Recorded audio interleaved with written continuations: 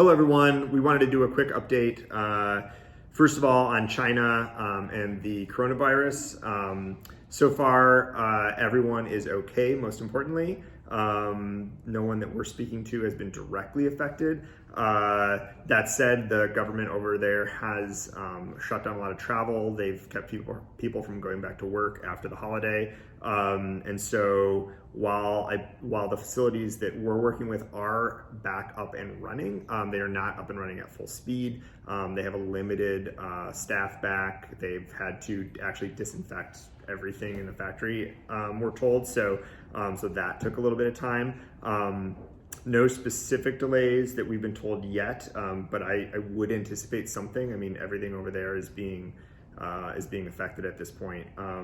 So we'll keep you updated as much as information we're getting in that I feel is good. But for the most part, we're told that there's no direct effect. Everyone is safe and just being overly cautious, which we're totally in support of. So that's that.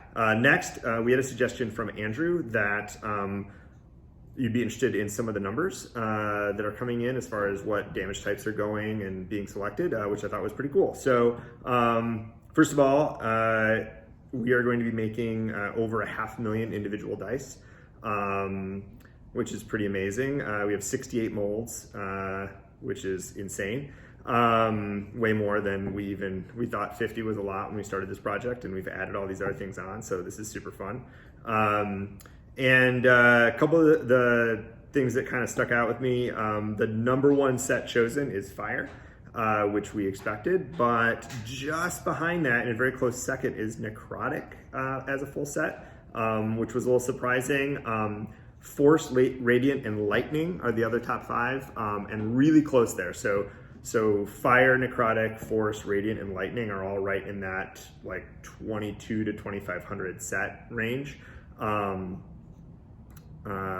And then the lowest selected were Acid and Thunder with right about 1,800. So all in all, not even a big swing between the top and the bottom, meaning that a lot of folks who had the one of each actually did get one of each, as opposed to mixing and matching. And then the folks who did, again, not a huge swing between the two ends of that spectrum, from 17 or 1,800 at the bottom with Acid, and then 2,400 at the top with Fire. As far as the add-ons go, Fire D6s were number one by a lot. So the Fire D6s had about 400 add-ons, and the next most is Lightning D6 with about 150. So more than double the amount of Fire as the next add-on. And then Radiant D8s under that. That's the only non-D6 add-on in the top 10. And then Necrotic D6s and Cold D6s round out the top five. The rest of those are all kind of right in that 100 units zone. And then again, Fire D6s at 400, which is obviously everyone's favorite spell, Fireball. You need those other D6s for Fireball, which I will also be getting. Weird, curious ones. The top D20 add-ons were actually Force and Necrotic with about 80 each, which was super interesting. Those are the ones that people wanted just in a D20.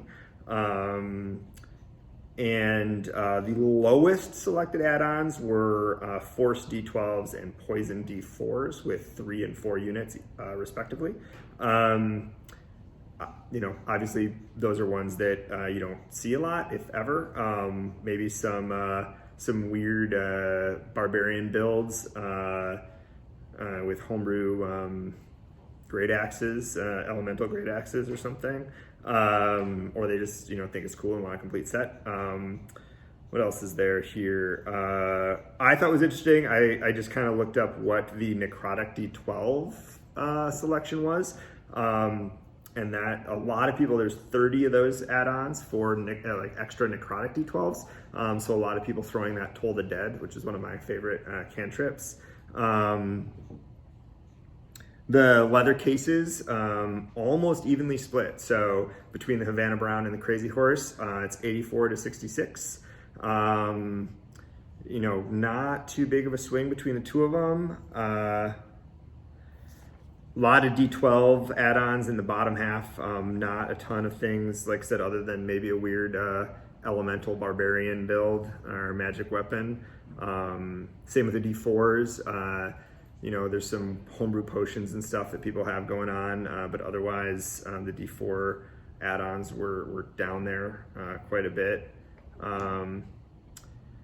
That's about it. We are reading all of your feedback on the colors, which is super helpful. Most of it in line with what we talked about, but there's definitely been, you know, it's been good to see, especially in the case of the cold, where people are leaning. But yeah, even if you don't hear back from me, especially in the comments, we are reading through all of it. James is reading through all of it. Anything you email me, I'm forwarding on to James to take into the design. And yeah, keep it coming. We will keep these updates coming, and hopefully have news on the production schedule shortly, once we kind of figure out what's going on with the production resuming in China. Thanks a lot. See you soon. I have a button for this now.